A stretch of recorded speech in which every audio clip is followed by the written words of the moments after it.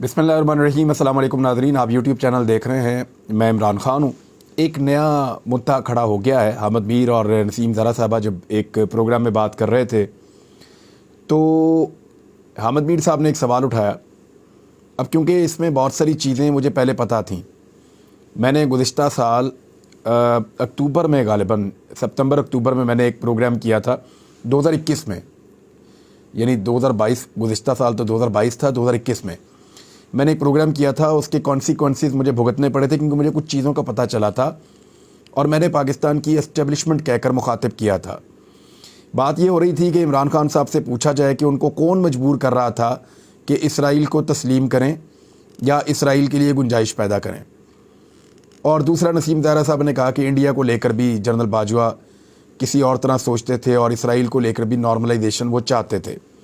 Actually یہ کہانی کیا ہے میں آپ کو بتا دیتا ہوں۔ میں نے آپ کو پہلے کئی مرتبہ بتایا، آج سے 1.5 سال پہلے، کہ عمران خان صاحب پہ بہت دباؤ ہے۔ یہ تو ہم بتا نہیں پاتے تھے کیونکہ اس وقت حالات کسی اور طرح کے تھے۔ حالات اب بھی کوئی اتنے سازگار نہیں ہیں، لیکن پھر بھی کچھ چیزیں میں آپ کے سامنے رکھ دیتا ہوں۔ ایک تو یہ ہے کہ جنرل قمر جاوید باجوہ نہ کھل کر یوں بات نہیں کرتے تھے۔ جب صحافی اکٹھے ہو کر بیٹھتے تھے یا ایک ڈسکشن ہوتی تھی تو اس میں وہ فوڈ فور تھاٹ یا وہ اس طریقے سے بات کرتے تھے کہ پاکستان کو دنیا کے نارمل ملکوں کی طرح بیہیو کرنا چاہیے، پاکستان نے کوئی ٹھیکہ نہیں اٹھایا ہوا، کچھ اس طرح کی چیزیں، ہمارے لوگ بہت گمراہ رہے ہیں، ہم نے لوگوں کو مس گائیڈ کیا ہے، پاکستان ایک الگ طریقے سے چلتا رہا ہے، یہ چیزیں غلط ہیں، پاکستان کو سوچنا ہوگا، پاکستان کو سوچنا چاہیے کہ کیا پاکستان کی ڈائریکشن درست ہے۔ وہ اس طریقے سے بات کرتے تھے کہ آج عربز جو ہیں وہ اسرائیل کے ساتھ تعلقات کو نارملائز کر رہے ہیں اور ان کے درمیان کتنی زیادہ ٹریڈ ہو رہی ہے جس کا کتنا فائدہ ہے، بہت سارے شعبوں میں کئی ممالک آگے ہیں جن سے ہمارے کوئی تعلقات نہیں ہیں، تو پاکستان کو اپنے تعلقات جو ہیں وہ بہتر کرنے چاہیے۔ اس طریقے سے وہ غیر محسوس انداز میں میٹنگز کے اندر یہ کوشش کرتے تھے کہ اسرائیل کو لے کر پاکستان کا جو موقف ہے وہ تبدیل ہو جائے۔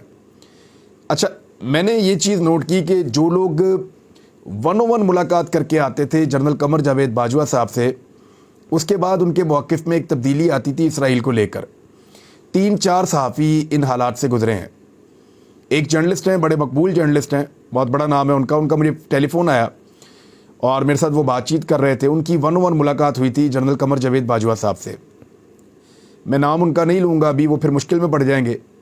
اور انہوں نے مجھے کہا کہ جنرل صاحب تو یہ سوچتے ہیں کہ اسرائیل کے ساتھ تعلقات نارملائز کیے جائیں۔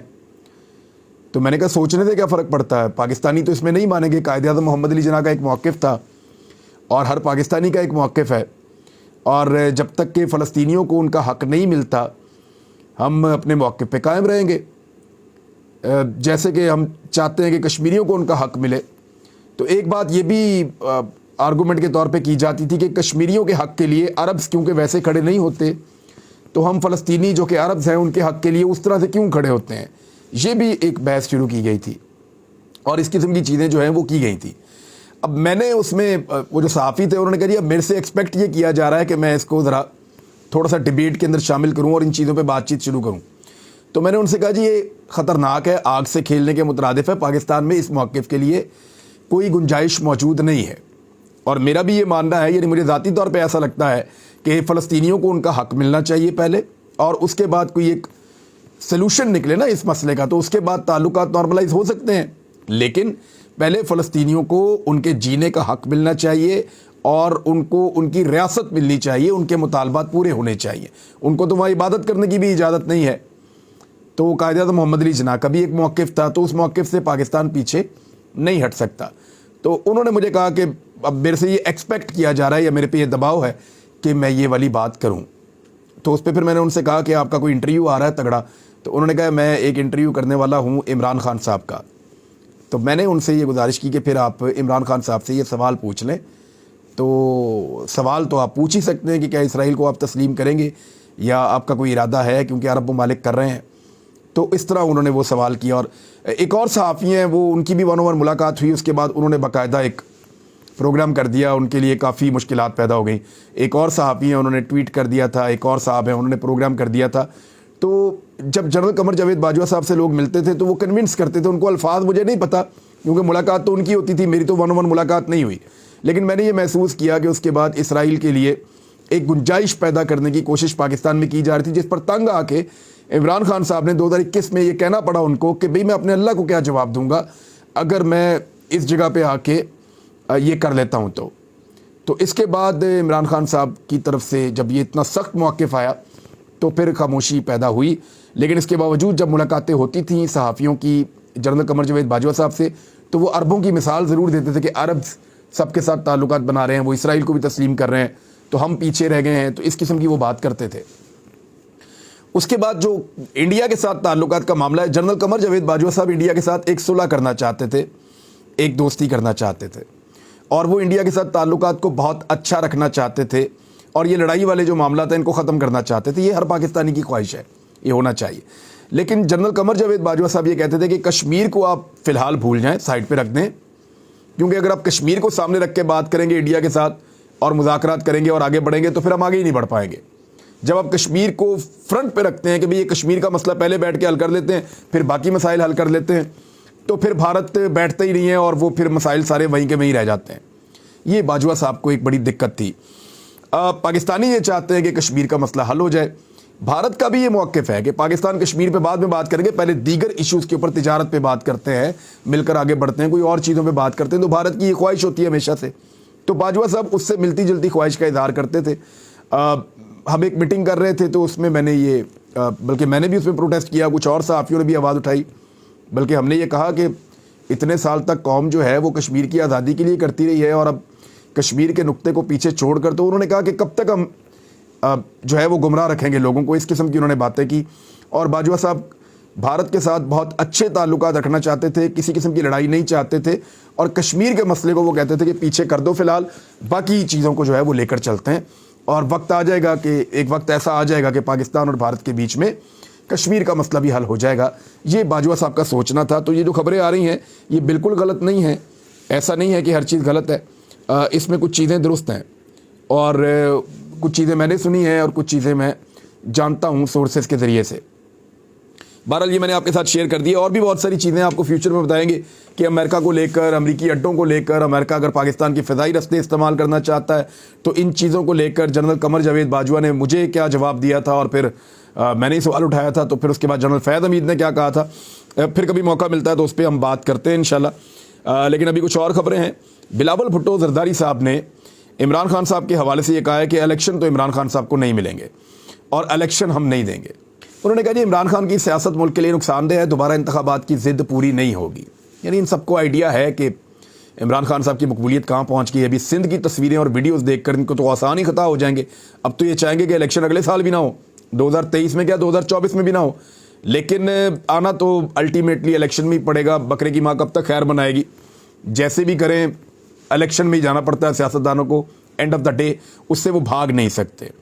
دوسرا، بلاول نے یہ دعویٰ کیا ہے کہ پی ٹی آئی کے اراکین نے استعفے منظور نہ کرنے کے معاملے پر اسپیکر کے پاؤں پکڑے ہوئے ہیں. تو معاملہ یہ ہے کہ اسپیکر اناؤنس کر دیں کہ میں 2 دن کے بعد سارے استعفے منظور کر لوں گا. دیکھ لیتے ہیں کون سامنے آتا ہے. ایک ہی رکن اسمبلی ہے جو عدالت میں گیا اور جا کر وہاں سے اس نے کہا جی کہ میں تو استعفیٰ میرا نہیں ہے، اور پھر اس کو بحال کر لیا گیا اور وہ جا کر منحرف اراکین کے اندر شامل ہو گیا. باقی تو کوئی بھی نہیں آیا سامنے. اور اگر بلاول کو یہ لگتا ہے تو اسپیکر ان کی بات نہ مانے، اسپیکر اپنے پاؤں چھڑا لیں اور یہ کہہ دیں کہ 2 دن کے اندر میں استعفے دے رہا ہوں، ورنہ وہ تمام لوگ میرے پاس آ جائیں جو نہیں چاہتے کہ ان کے استعفے منظور کیے جائے. 2 دن کے اندر میں استعفے منظور کر رہا ہوں. تو یہ بھی بلاول صاحب نے صرف بڑک ماری ہے اور ایک پولیٹیکل گیمک ہے ان کا. لیکن ایک چیز انہوں نے بڑی عجیب کہی. انہوں نے کہا خیبر پختونخوا میں طالبان کو پیسہ دیا جا رہا ہے. عمران خان صاحب کے اوپر وہ بار بار الزام لگاتے ہیں طالبان کے پاکستان میں آنے، اور یہ بھی الزام لگاتے ہیں کہ اے پی ایس کے بچوں کو جنہوں نے شہید کیا وہ رہا کر دیے گئے، تو وہ عمران خان نے نہیں کیے تھے. پاکستان کی اسٹیبلشمنٹ اس کے لیے ذمہ دار ہوتی ہے کہ مذاکرات کرنے ہیں یا لڑائی کرنی ہے. پاکستان کے سیاستدانوں کو تو اس میں بہت کم حصہ ملتا ہے ہمیشہ سے. یعنی اگر اچھا ہو جائے تو سیاستدان اپنے گلے ڈال دیتے ہیں، برا ہو جائے تو دوسرے کے گلے ڈال دیتے ہیں. تو یہ جو خیبر پختونخوا میں طالبان کو پیسہ دیا جا رہا ہے، بلاول کا یہ اسٹیٹمنٹ ہے، تو یہ ایکچولی خیبر پختونخوا کی حکومت کو نشانہ بنانے کی کوشش کر رہے ہیں. تو خیبر پختونخوا کی حکومت تو استعفیٰ دے کے جانا چاہ رہی ہے. تو آپ پنجاب کی اسمبلیاں تحلیل ہونے دیں، خیبر پختونخوا بھی کی تحلیل ہو جائیں گی. بلاول صاحب وہاں سے جا کے الیکشن لڑیں اور خیبر پختونخوا میں اپنی حکومت بنائیں اور پیسہ دینا بند کریں. ایسا نہیں ہے. یہ صرف الیکشن سے بھاگ رہے ہیں اور پاکستان کو جتنے بھی خطرات ہیں ان کا تعلق پاکستان کی سیکورٹی اسٹیبلشمنٹ سے ہے، اور انہوں نے ان خطرات سے نمٹنے میں پاکستان کو مدد کرنی ہے اور اس میں سے نکالنا ہے۔ مریم نواز صاحبہ جو ہیں ان کو اب بنا دیا گیا ہے مسلم لیگ نون کی سینئر وائس پریزیڈنٹ، بہت بڑا اور اہم عہدہ ہے۔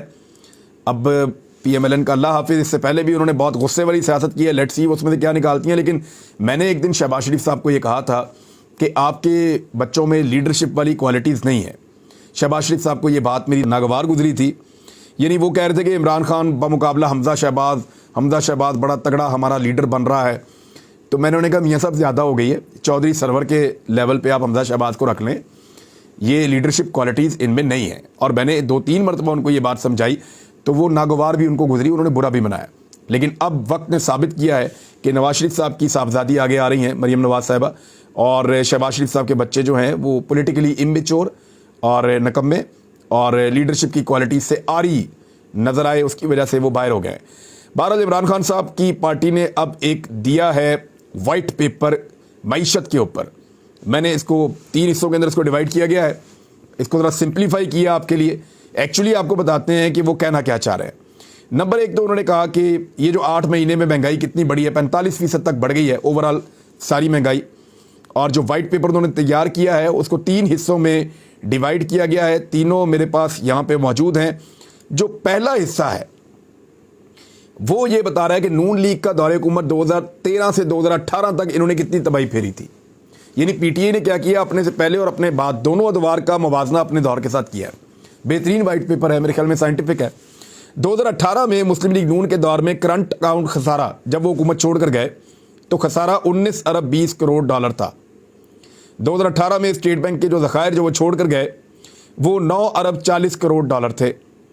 2013 سے 2018 تک جو پاکستان کی برآمدات ہیں ان میں 10 ارب ڈالر کی کمی ہو گئی تھی، یعنی زرداری صاحب کے دور میں زیادہ تھی، نواز شریف کے دور میں 10 ارب ڈالر کی کمی ہو گئی تھی۔ 2013 سے 2018 تک درآمدات بڑھ کر 23 ارب ڈالر تک پہنچ گئی تھی، جو باہر سے چیزیں منگا رہے تھے وہ زیادہ ہو رہی تھی۔ 2018 میں جی ڈی پی پر قرضہ 64% تک بڑھ گیا تھا۔ 2013 سے 2018 تک زراعت اور صنعتی شعبوں کو مکمل طور پر نظر انداز کیا گیا، دونوں شعبوں میں کوئی سرمایہ کاری نہیں کی گئی۔ سرکولر ڈیپتھ جو 1.6 ٹریلین کا اس میں اضافہ ہوا تھا۔ مسلم لیگ نون نے 2018 میں ملک کو توانائی کے بدترین بحران سے دوچار کیا، جب وہ چھوڑ کر گئے تھے تو حالات ایسے ہی تھے کیونکہ بہت مہنگے منصوبے لگا لیے تھے، بجلی بنا نہیں پا رہے تھے۔ اب پی ٹی آئی کا دور آ گیا، پی ٹی آئی نے ڈوبتی ہوئی معیشت کو سہارا دیا ان کے بقول، اور پی ٹی آئی نے اقتدار سنبھالنے کے بعد 32 ارب امریکی ڈالر کے قرضے لیے۔ پی ٹی آئی دور میں کورونا کے باوجود جی ڈی پی گروتھ 6% تک گئی اور 2 سالوں تک گئی۔ پی ٹی آئی نے کرنٹ اکاؤنٹ خسارے کو لگاتار کم کیا۔ مارچ 2022 تک اسٹیٹ بینک کے جو ذخائر ہیں وہ 16.2 ارب، پاکستان کا جو زر مبادلہ کے ذخائر ہیں وہ 16.2 ارب ڈالر تک پہنچ گئے۔ پی ٹی آئی نے کورونا اور مہنگائی کے بڑھنے کے باوجود 55 لاکھ نئی ملازمتیں پاکستان میں پیدا کیں۔ زرعی شعبے میں 4.4% کا اضافہ ہوا، لارج سکیل مینوفیکچرنگ میں 11% کا اضافہ ہوا، صنعت میں 7.2% کا اضافہ ہوا۔ پی ٹی آئی کے دور حکومت میں برآمدات میں 32 ارب ڈالر کی بلند ترین سطح پر پہنچ گئیں، اور ترسیلات زر یا اوورسیز پاکستانی جو ریمیٹنسز بھیجتے ہیں وہ 31 ارب ڈالر تک پہنچ گئے۔ پی ٹی آئی کے دور حکومت میں 6.15 ٹریلین روپے 6.15 ٹریلین روپے کی ٹیکس وصولی ممکن ہوئی، ریکارڈ تھا اس دور میں۔ پی ٹی آئی نے بین الاقوامی مارکیٹ میں اضافے کے باوجود پیٹرولیم مصنوعات کی قیمتیں کم رکھیں۔ انتہائی مہنگائی کے دور میں بھی پی ٹی آئی نے عوام کو ریلیف پیکیجز کی پیشکش کی۔ آئی ٹی کے شعبے میں پی ٹی آئی نے تقریباً 47% جو ہے وہ اضافہ کیا تھا۔ اس کے علاوہ پی ٹی آئی کے دور حکومت میں کرنٹ اکاؤنٹ خسارے میں ہر مہینے 2 ارب ڈالر کی کمی واقع ہوتی رہی۔ اب آ جائیں پی ڈی ایم کا دور حکومت، پی ٹی آئی کا دور ختم ہوا، پی ڈی ایم کا دور حکومت آ گیا۔ مہنگائی کی شرح جو ہے وہ نئی بلندیوں پر پہنچ گئی۔ مارچ 2022 کے بعد آٹا، گھی، پیٹرولیم مصنوعات اور گھریلو استعمال کی اشیاء کی قیمتوں میں 100 سے 200% تک اضافہ ہوا۔ مارچ کے بعد سے لے کر اب تک 8 ماہ میں اسٹیٹ بینک کے ذخائر 5.81 ارب ڈالر تک گر گئے، یعنی وہ 11 ارب ڈالر بیچ میں غائب ہو گیا۔ پی ڈی ایم کے دور میں 15 لاکھ ٹیکسٹائل ملازمین نوکریوں سے فارغ ہو گئے۔ 8 ماہ میں ڈیفالٹ ہونے کا خطرہ 5% سے بڑھ کر 90% تک ہو گیا۔ 8 माह में बरामदात और तरसीलात ज़र में $2 अरब बहाना की कमी वाक़ हुई। ओपन और इंटर बैंक मार्केट में डॉलर ने रिकॉर्ड बुलंदियों को छुआ है पाकिस्तान डेमोक्रेटिक मूवमेंट या पीडीएम के दौरे हुकूमत में, और डॉलर जो 179 पे था वो 240 तक भी गया, फिर 224 पे है, लेकिन इसकी एक्चुअल प्राइस जो है ओपन मार्केट के अंदर वो 255 से 260 के बीच में इस वक्त घूम रही है। पाकिस्तान की क्रेडिट रेटिंग बहुत सारी जगहों से जो आती थी वो अब नेगेटिव हो गई है, उसको मनफी कर दिया पीडीएम के दौरे हुकूमत ने। तो ये पाकिस्तान के साथ तबाही की है इन्होंने, वाइट पेपर पाकिस्तान तहरीक इंसाफ ने जारी किया है। तो नाज़रीन अब तक के लिए इतना ही, अपना ख्याल रखिएगा, अपने इस चैनल का भी। अल्लाह हाफ़िज़।